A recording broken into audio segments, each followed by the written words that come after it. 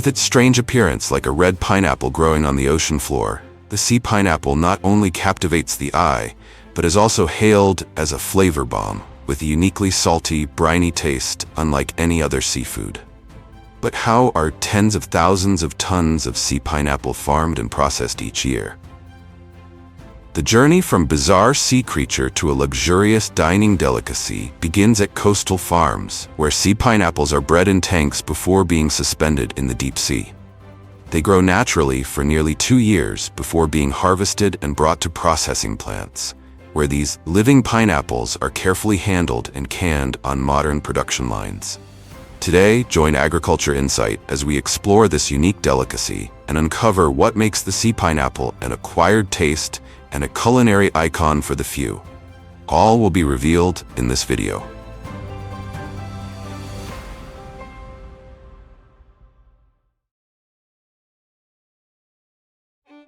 Called the sea pineapple, have you ever wondered, are they animals or plants?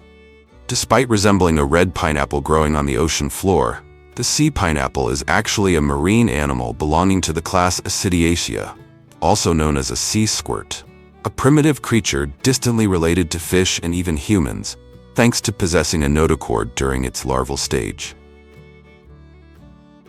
Its body is encased in a thick, rugged outer tunic, resembling tree bark, which protects the soft, translucent flesh inside.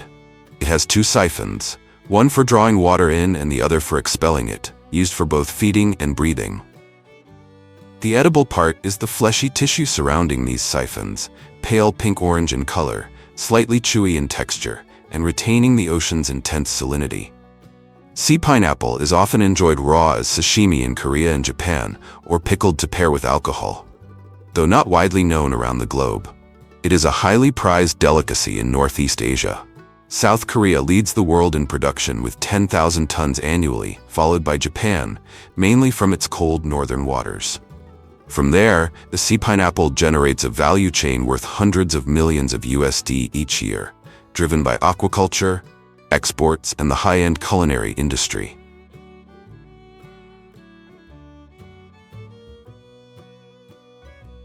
For those who have never tried this unusual delicacy, imagine biting into a piece of chilled flesh, salty like seawater, lightly briny like fresh seaweed, with a lingering metallic finish on your tongue.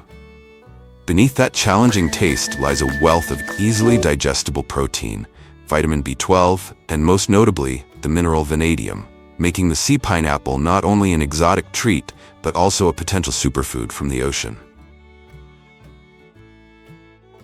And no matter how extraordinary the journey, every story has a beginning. For these strange living pineapples, it starts in coastal aquaculture farms, where they are carefully cultivated and nurtured step by step until they are ready to face the open sea.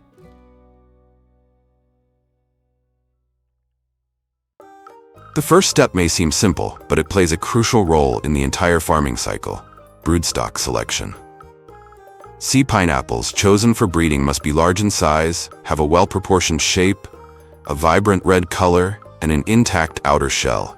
They are carefully selected from premium commercial harvests that meet strict standards or sourced from wild catches in the deep sea.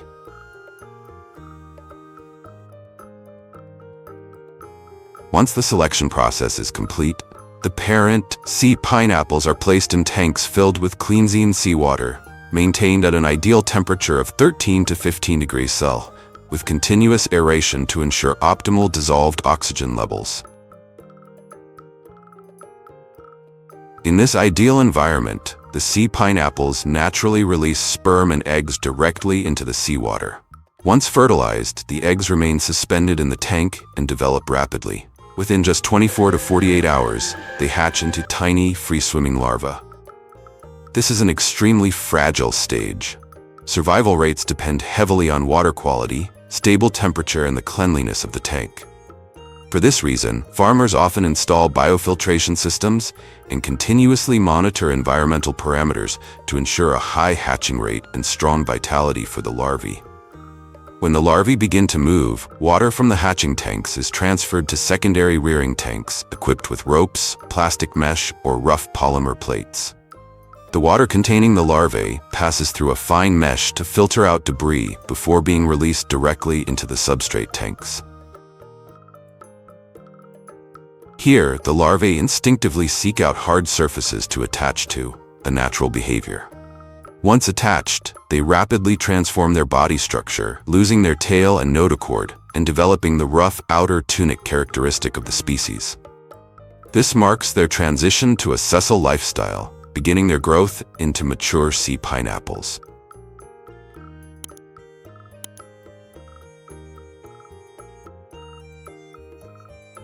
After about 3 to 4 weeks in the substrate tanks, when the juvenile sea pineapples reach a size of around 0.8 to 1.2 centimeters and are firmly attached to the ropes, farmers transfer the entire rope system to the main farming area in the open sea.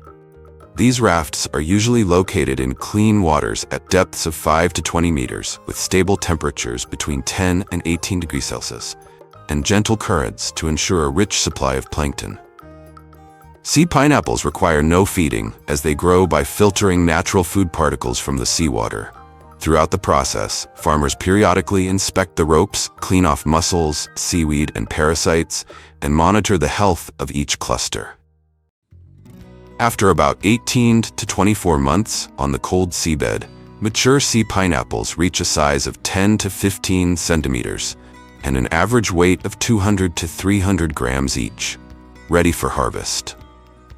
In highly mechanized farms, harvesting involves machinery from the very start. Long suspension ropes are lifted from the rafts using cranes or pulley systems connected to specialized harvesting vessels, equipped with sea pineapple stripping machines. As the ropes pass through the machine chamber, the sea pineapples are automatically detached by rotating rollers that use a combination of spin and pressure to separate them from the ropes.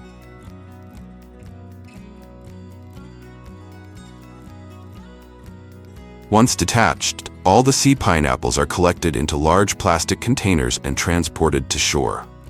Some facilities use large mesh bags for holding the harvest, which are then lifted by hydraulic cranes onto trucks or directly to nearby processing docks.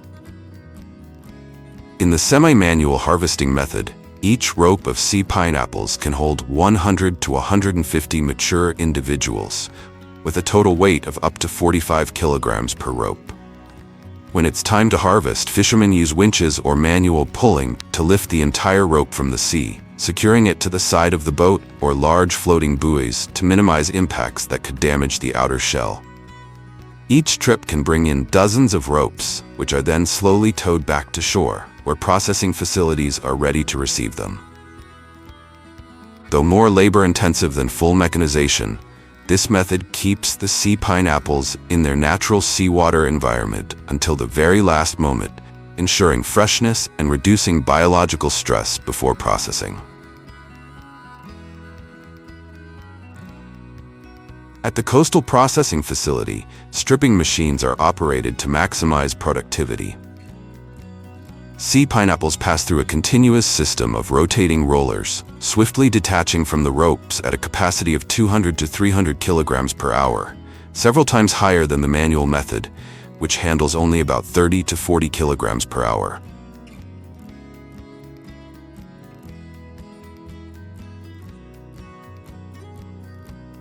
Next, the sea pineapples are cleaned using a high-pressure water spray system to remove sand, debris, and any organisms clinging to the shell.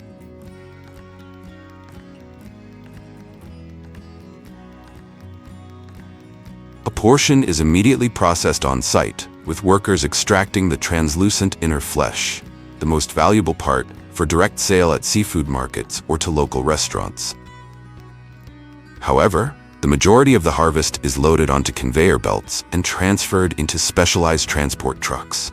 Inside each truck, compartments are filled with clean seawater and continuously aerated to maintain maximum freshness during transit. From there, the sea pineapples are delivered to modern processing plants, marking the start of a new chapter in their journey to win over diners who crave the bold, distinctive flavors born from the depths of the sea.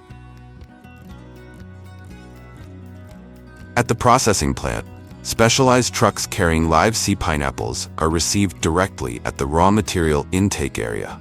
Staff quickly inspect each batch to ensure the sea pineapples are still alive, undamaged, and show no signs of reduced freshness. The entire load is then transferred into holding tanks with chilled, circulating seawater to allow the animals to stabilize temporarily before entering the processing line. The sea pineapples are moved to an automated washing system that uses high-pressure seawater jets combined with rotating drums to completely remove sand, oyster shells, encrusting organisms, and other debris from the marine environment. This washing step also helps soften the outer tunic, making the next stage of processing easier and more efficient. To extract the meat, workers use thin knives to make a careful incision along the body, peel back the outer tunic, and gently remove the flesh within. The meat is pale pink-orange or translucent yellow, soft yet slightly chewy, and carries the distinctive briny flavor of the sea. During this process, a dark, almost black mass near the base of the body, the digestive gland and intestine containing waste matter, is revealed. This part is inedible due to its bitter taste and strong fishy odor, and is completely removed either by hand or with specialized cutting tools. Once extracted, the sea pineapple meat is transferred to the packaging area. Depending on its intended use, the product is packed into trays, vacuum-sealed bags, aluminum cans, or large plastic containers. Before sealing, a light spray of diluted brine is applied to the surface to retain moisture and extend shelf life. Finally, the packages are sealed, labeled for traceability, and moved into cold storage, ready for domestic distribution or export. In South Korea, sea pineapple is famous for myeonggae-ho, served raw in sashimi style. After cleaning, the sea pineapple is thinly sliced and served with gochujang chili paste, vinegar, or wasabi, sometimes accompanied by seaweed and soju. This dish is not only common in coastal seafood markets, but also an essential part of traditional drinking gatherings. Sea pineapple is also mixed with white rice, vegetables, sesame oil, and seasonings to make myeonggae bibimbap, an unusual yet popular summer rice dish. Meanwhile, in Japan, sea pineapple, hoya, is often eaten raw with soy sauce and vinegar, sometimes pickled or lightly grilled in small izakaya pubs. Its mild brininess, salty punch, and distinctive metallic aftertaste make it an acquired taste, yet Japanese gourmets praise it as the essence of the cold sea. In both countries, sea pineapple is more than just food. It is part of the coastal culinary identity, bold, authentic, and not for everyone. By simply staying still, a single oyster can filter up to 500 liters of seawater each month, quietly sustaining the breath of the ocean. And behind that silence lies a multi-billion-dollar industry on the rise. But do you know how millions of tons of oysters are farmed and harvested every year? The journey begins far offshore, on fishing vessels where oysters are hauled up from the icy seabed, rough, with rugged shells clinging tightly together like living stones. Just a few hours later, they glide silently through high-tech industrial lines, transforming into shiny canned oysters, ready to be shipped to supermarket shelves around the world. Today, join Agriculture Insight as we step inside some of the world's most advanced oyster processing plants to uncover the meticulous journey behind each small yet valuable can of oysters. Everything will be revealed in this video. Few people know that New York was once the oyster capital of the world, where oysters blanketed the shoreline and were exported across continents. But after centuries of overharvesting, the industry completely collapsed. Now, with an annual investment of $6 million, the city is working to revive the oyster dream right where it all began. Once a luxury on dinner plates, oyster shells used to pile up as millions of tons of waste each year. But instead of letting them rot in landfills, people began returning the shells to the sea, where each one forms the foundation for reefs, filters water, and supports entire ecosystems. A remarkable shell turnaround, from waste to a symbol of ocean renewal. Oysters have no brain or central nervous system, but don't underestimate them. Squeeze a lemon on a raw oyster, and the citric acid instantly hits the soft tissue, causing it to twitch or clamp shut in a split second. It's a final biological reflex, a quiet movement that reminds us this seemingly lifeless creature is still alive.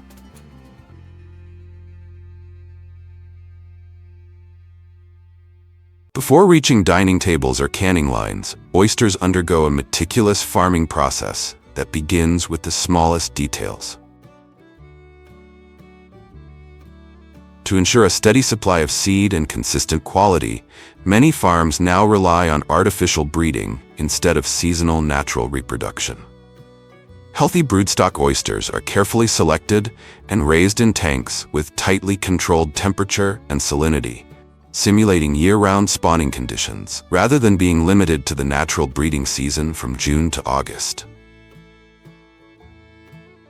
Once fertilized, the eggs are incubated in 400 to 500-liter tanks containing millions of free-swimming larvae. This early stage is highly sensitive. The larvae are fed fresh microalgae, cultivated separately under strict quality control.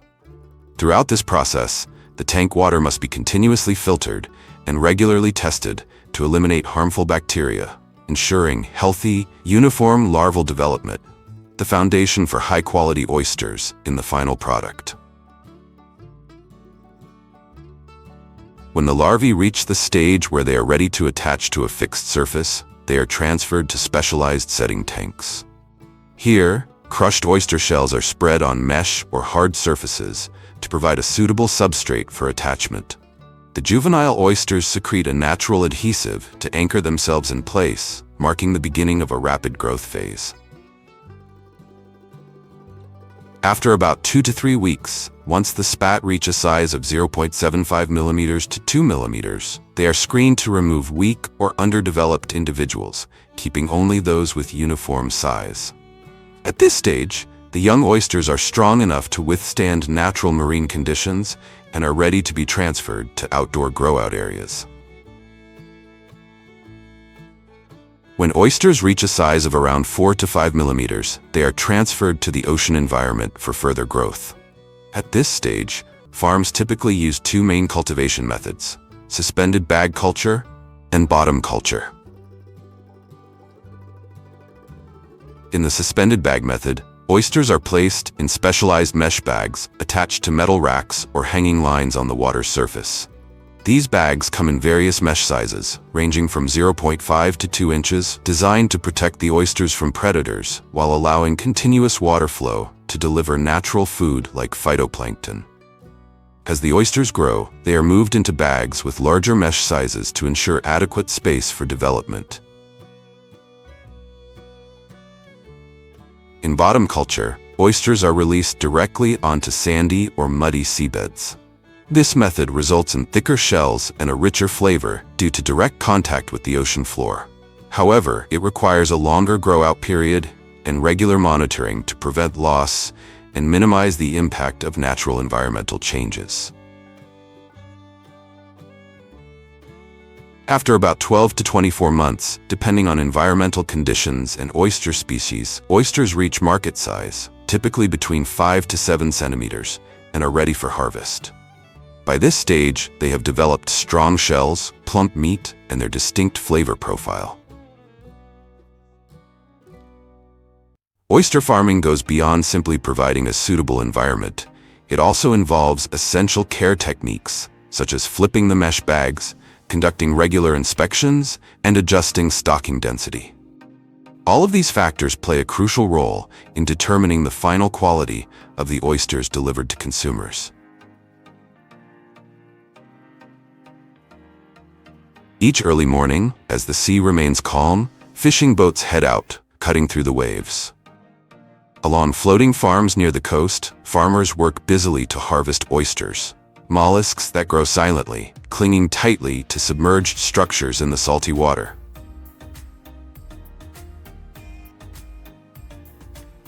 Unlike fish or shrimp, harvesting oysters requires patience and a solid understanding of their biology. Depending on the species and salinity levels, farms must wait 18 to 36 months before oysters are ready to harvest.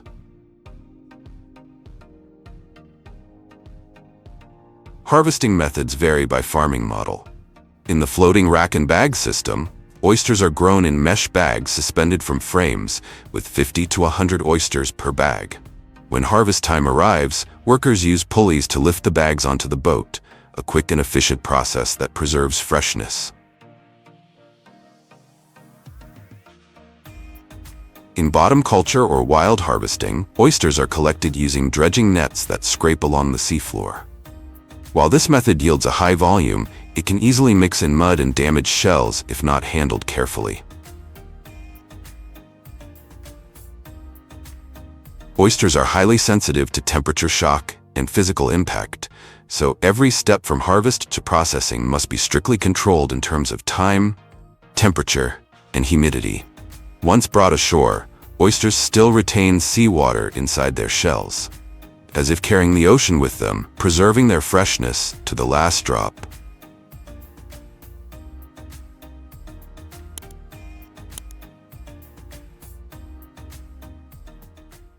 After harvesting, oysters must be cleaned immediately to remove mud, algae, and small organisms attached to their shells, ensuring quality before moving on to the next stage. The cleaning process involves multiple steps, combining automated systems with manual handling for optimal effectiveness. First, the oysters are passed through a series of recirculating water tanks with continuous or wave-like water flow, which gently loosens mud and debris without damaging the shells. In some systems, these tanks are equipped with filtration screens to remove impurities and keep the water clean throughout the washing process. Next, the oysters enter a specialized washing system, where high-pressure spray nozzles combined with rotating drums remove any remaining stubborn residue. Under the force of pressurized seawater or clean freshwater, the oysters are thoroughly cleaned from all angles, leaving the shell surfaces free of contaminants before proceeding to the next step. Once the washing process is complete, the oysters are transferred to an automated grading system. Here, vibrating conveyors sort the oysters accurately by shell size, ensuring product uniformity. In more advanced processing lines, optical sorting machines are also used. These systems employ sensors and imaging technology to inspect shell color, shape, and detect abnormalities, such as cracks or signs of poor quality. Oysters that do not meet the required standards are manually removed by workers, ensuring that only top-quality oysters move forward. After grading, the selected oysters are placed into specialized containers with drainage holes to prevent water accumulation and maintain optimal conditions for the oysters to stay alive and healthy.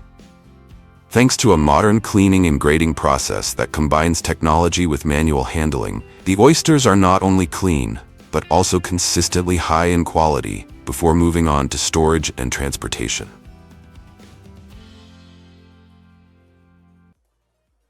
After grading, oysters are processed in two main ways: kept in shell or fully shucked, each method serving different processing purposes. For in-shell processing, workers gently pry open or slightly separate the top shell while keeping the meat and natural seawater inside intact. This method preserves freshness and flavor and is commonly used for live oyster distribution, especially to high-end restaurants where appearance and integrity are essential.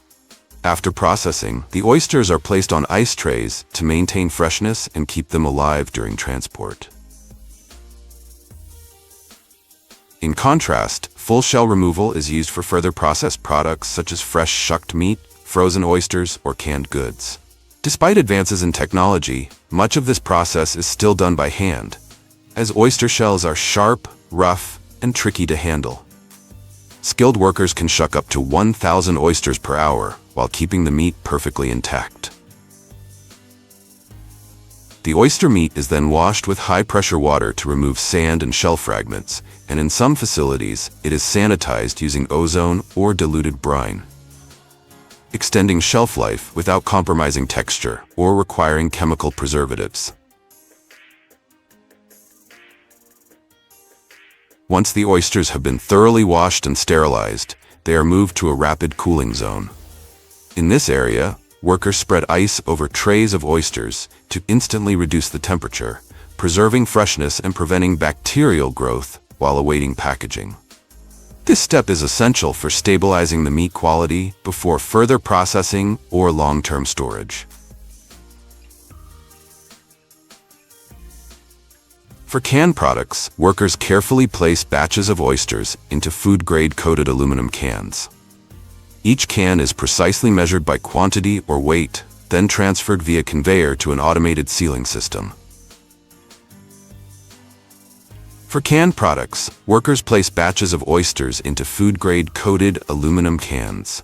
Each can is accurately portioned by quantity or weight, then filled with a light brine or a specially formulated sauce to enhance flavor and aid in preservation. Next, the cans are conveyed along a production line to an automatic sealing machine. At this stage, the cans are hermetically sealed using high mechanical pressure to prevent any air from entering. Immediately after, the oyster cans are sterilized in steam chambers at 115 to 121 degrees Celsius for a specific duration to eliminate bacteria and extend shelf life without the need for preservatives. Finally, the cans are rapidly cooled, labeled, and boxed, ready for domestic distribution or export. In addition to fresh and canned products, a portion of the oysters is transferred to a cold air drying line, where cool air is continuously circulated around the oysters to evaporate moisture without altering the structure of the meat. In addition to fresh and canned products, a portion of the oysters is transferred to a cold air drying line, where cool air continuously circulates around them to evaporate surface moisture without altering the meat's structure, preserving both flavor and nutritional value. Next, the oysters undergo a second cold drying stage at a lower temperature and for a longer duration. This process further reduces internal moisture, achieving an optimal dryness level for long-term storage without the need for additives. Once drying is complete, the oysters are cooled to stabilize their temperature, then tested for moisture levels. Workers weigh and portion each batch, place them into bags, and immediately vacuum seal them. This step helps prevent oxidation, limits moisture reabsorption, and extends shelf life. Finally, the products are boxed, labeled, and packed, ready for export or distribution to premium markets. From the depths of the ocean to cutting-edge production lines, from human hands to sophisticated technology, each oyster is a crystallization of nature and dedication. Now that journey culminates not just in a product, but in a new standard of quality, ready to cross oceans and take its place on the most exquisite tables around the world.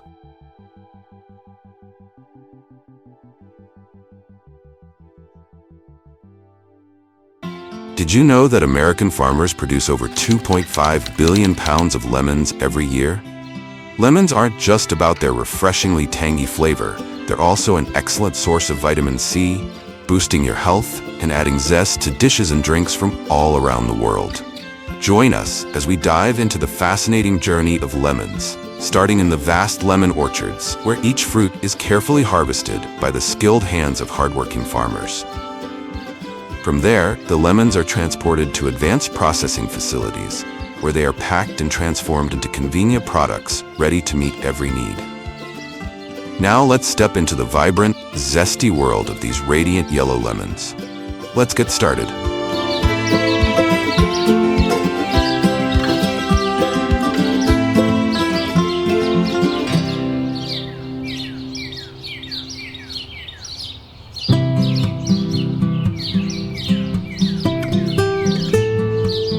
Let's talk about lemons.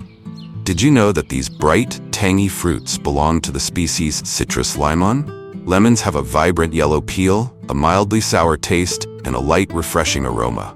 In the US, lemons are primarily grown in California, Arizona, and Florida, 3 states with warm climates, plenty of sunshine, and fertile soil, making them perfect for cultivating this citrus fruit. Lemons typically take about 6 to 9 months to grow from blossom to harvest. When summer arrives, you can witness the meticulous harvesting process. Skilled farmers carefully handpick each lemon, ensuring that every fruit meets the highest quality standards. It's a delicate and precise task, designed to preserve the freshness and flavor that lemons are known for. Every early morning across the vast lemon orchards in California, when the weather is still cool and refreshing, lemons are carefully picked straight from the branches. Farmers use their hands or simple tools like pruning shears to gently detach the fruit, ensuring the peel remains flawless and undamaged. This process requires meticulous attention to detail, as even the smallest imperfection on the surface can affect the quality and value of the lemon. After being picked, the lemons are carefully placed into soft-lined baskets to prevent bruising or damage. Once the baskets are full, the farmers transfer the lemons into larger containers located at various collection points across the field. These containers are then gathered and prepared for transport to the processing facility. Harvesting lemons entirely by hand not only preserves the natural quality of each fruit, but also reflects the farmer's dedication and meticulous care.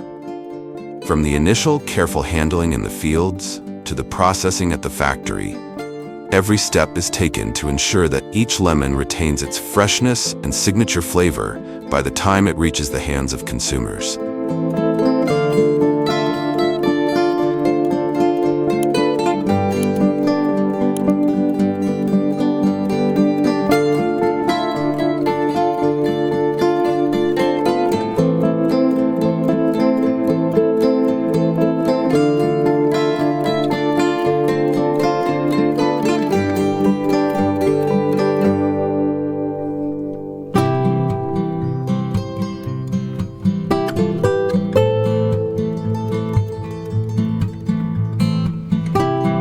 After the harvest, the containers filled with freshly picked lemons are quickly transported to the collection area at the processing facility. This is where the journey begins, transforming these simple lemons from the fields into high-quality products ready for the market. The process at the facility is carefully designed and highly organized to ensure that each lemon retains its freshness and meets strict food safety standards. First, large containers of lemons are emptied onto an automated conveyor system. Each lemon moves through the initial cleaning steps as the conveyor carries them to the washing system. Here, clean water with just the right amount of pressure removes dirt and soil from the surface of the lemons. In some modern facilities, 360-degree rotating spray nozzles are used to ensure the lemons are thoroughly cleaned from every angle. Next, the lemons pass through a system of fixed drying pads placed along the conveyor. These pads, typically made of soft fabric or rubber, gently touch the surface of the lemons as they move along, removing any remaining water from the washing process. This method not only ensures the lemons are dried quickly, but also helps maintain their natural glossy appearance, preparing them for the next stages of processing.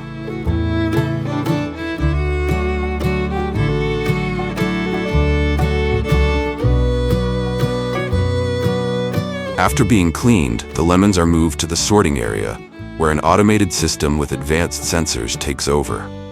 This system uses cameras and light sensors to assess the size, color, and uniformity of each lemon. The machinery quickly sorts the lemons into different categories, such as large, medium, and small sizes, or separates those meeting export standards from those better suited for domestic markets. This step is crucial as it saves time and reduces errors compared to manual sorting methods. However, skilled workers still play a vital role in overseeing the process, ensuring that any defective lemons or those with minor flaws are not missed during the automated sorting.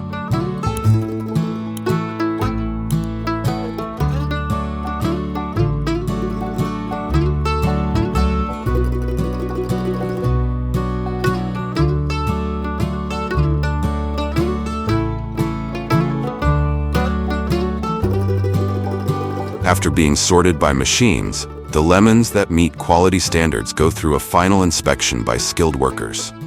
They carefully check each lemon to remove any with blemishes, bruises, or other imperfections that fail to meet the required quality standards.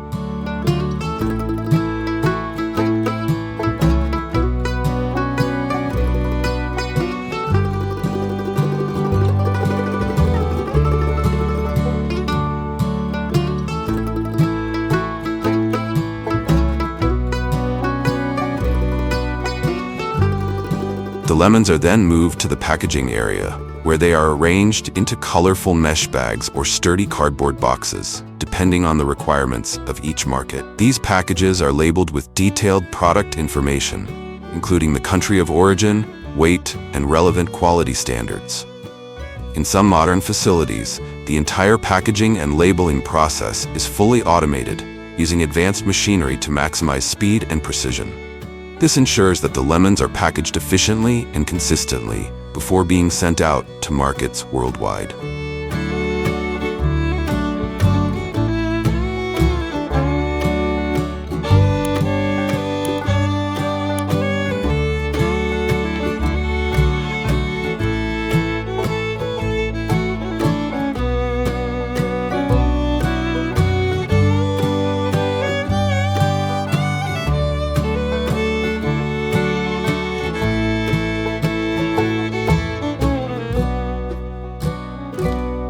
But the journey doesn't end there. Lemons that don't meet the strict quality standards for fresh markets are sent to a dedicated processing area. Here, they are transformed into high-value products like lemon liqueur or lemon juice, ensuring that every lemon serves a purpose. They are then sent to an automatic peeling machine where the peel is carefully removed without damaging the fruit inside. The lemon peel, rich in essential oils and with a distinctive fragrance, is collected separately and sent to the liqueur processing area.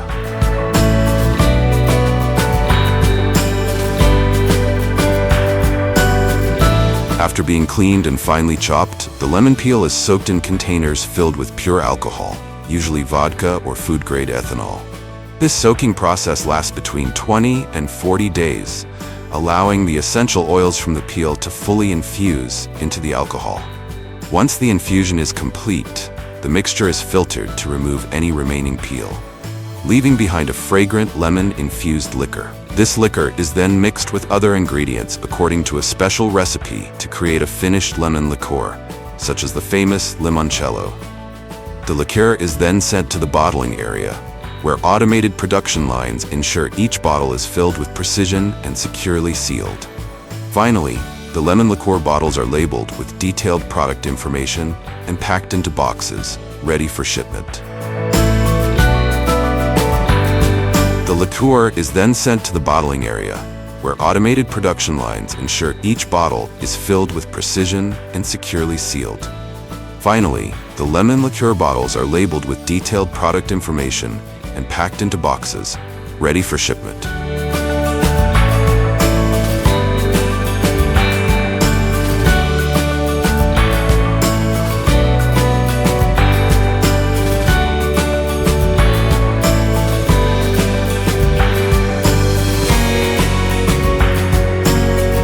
But wait, what happens to the fruit pulp after the peel is carefully removed?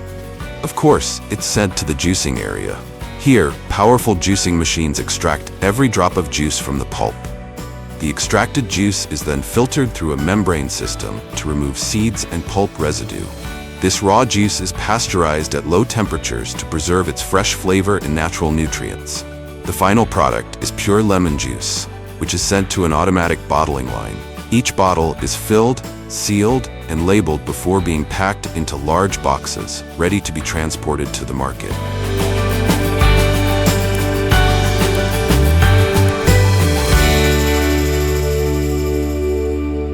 Similar to yellow lemons, green lemons, commonly known as Persian limes, are another popular citrus variety.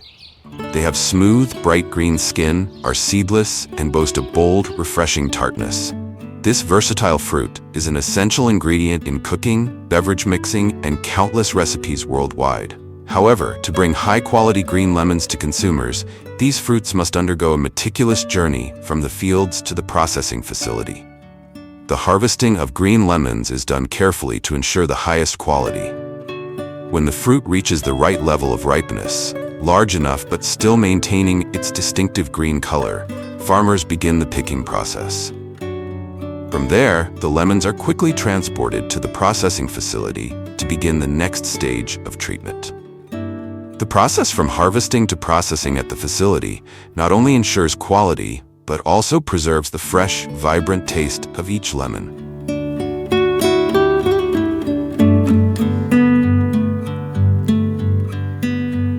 So now you have a complete look at how American farmers harvest and process billions of pounds of lemons each year. This is a clear example of the perfect combination of modern technology and the meticulous care of hardworking people. Are you feeling stressed out from your work? It's time to take a break and immerse yourself in the natural beauty of the vast citrus orchards across the United States. With their refreshing taste and high nutritional value, citrus have become a popular fruit in the United States. Did you know that American farmers harvest 4.9 million tons of tangerines each year? That is really an amazing number. Growing and harvesting such large quantities of tangerines requires the support of modern machinery. In today's video, we will follow American farmers through the entire process of growing, harvesting, and processing citrus. Let's get started.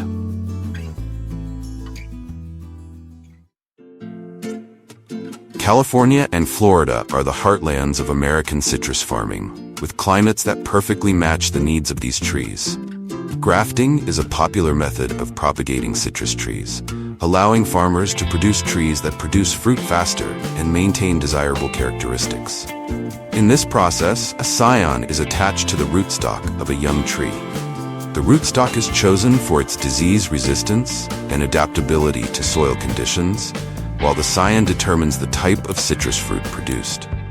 The grafted parts are tied together to promote growth, and as the scion takes root, it begins to grow as part of the rootstock, eventually forming a single, productive tree. Once the seedlings are strong enough, they can be separated from the base and planted in soil. After about 6 months in the nursery, farmers can plant the young tree in the garden. Planting typically occurs in early spring, with young trees planted at strategic intervals to ensure enough space for root and canopy development. In dry regions like California, drip irrigation systems are often used to deliver precise amounts of water directly to each tree's roots, helping conserve water and support stable growth, especially during the early stages. Additionally, farmers use machinery for both fertilization and pruning to optimize the care process. Automated fertilizer spreaders are programmed to distribute nutrients, such as nitrogen, phosphorus, and potassium, at key times, like budding or fruit setting, to ensure strong and even growth. These machines apply fertilizer in the form of mist, allowing plants to absorb nutrients directly through the leaves.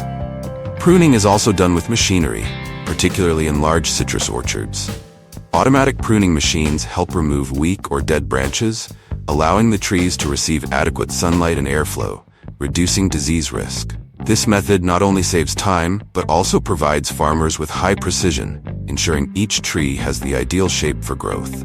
Citrus trees can get yellow leaf disease during growth, causing the tree to die, so farmers must use special medicine to help the tree grow healthy.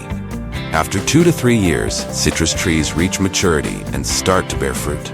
Blooming usually begins in spring. Citrus blossoms are fragrant and attract pollinators, especially bees, which help increase fruit yield.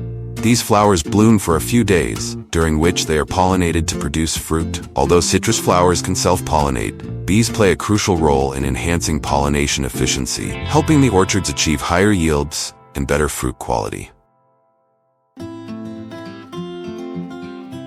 After 6 to 8 months from flowering, the citrus fruits are ready for harvest. Picking begins when fruits reach their full color and sweetness. Before harvesting, fruits are sampled to measure sweetness and quality. Only fully ripe fruits are selected, ensuring that customers receive the best flavor and texture. To prevent bruising, citrus fruits are generally picked by hand. Workers use specialized tools, such as clippers and ladders, to harvest the fruits safely and efficiently. Each worker will carry a bag with them so that they can directly put the citrus fruits in it. Once the bag is full, they go to the large containers to pour the citrus fruits into it. For the fruits that are high up, they use a small ladder to climb directly up and pick them from the tree. Workers, often seasonal laborers, earn around $10–15 per hour, depending on experience and region. Each fruit is placed carefully in baskets or crates to avoid damage and transported to processing facilities. Besides, mechanical harvesting is also applied on large farms. A canopy shaker is typically a large machine that can either be mounted on a tractor or operate as a self-driving unit, moving down rows of trees. It has long, flexible rods extending from the machine's body that reach out to the branches, creating gentle vibrations that cause ripe fruits to drop. These vibrations are calibrated to shake only the ripe fruit from the trees, leaving unripe fruit intact and avoiding any damage to the branches. The fallen fruit is collected on mats or conveyor belts below, then moved into storage bins. Some machines are equipped with large catch frames that wrap around the tree canopy, neatly capturing the fruit as it falls. Canopy shakers can harvest much faster than manual picking, saving time during peak harvest season. They are commonly used in major citrus growing regions like Florida and California, where orchards are planted and arranged specifically to work well with this type of machinery.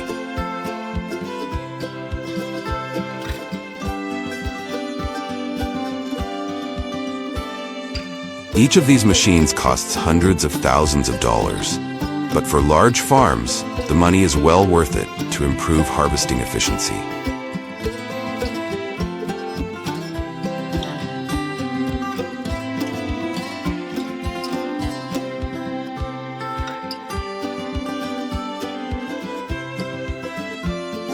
There is also another type of machine called a tree shaker.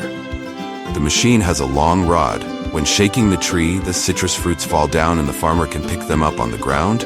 Or there is also a type of machine equipped with a net to support the citrus fruits to fall straight into it.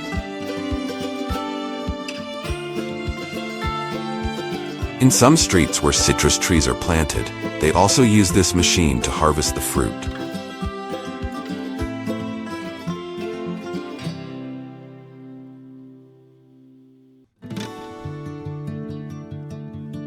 After harvesting, citrus fruits are transported to the sorting line. The first step in processing citrus fruits involves thoroughly washing them to remove any dirt, dust, and residual chemicals. They are often passed through a series of water baths or sprayed with water jets to rinse off surface contaminants. Some facilities may also use gentle brushing systems to ensure the fruits are cleaned without damaging their skins. To prevent contamination, the water used is typically filtered and treated, and some facilities add a mild food-safe sanitizer to ensure the fruits are free from bacteria and fungi.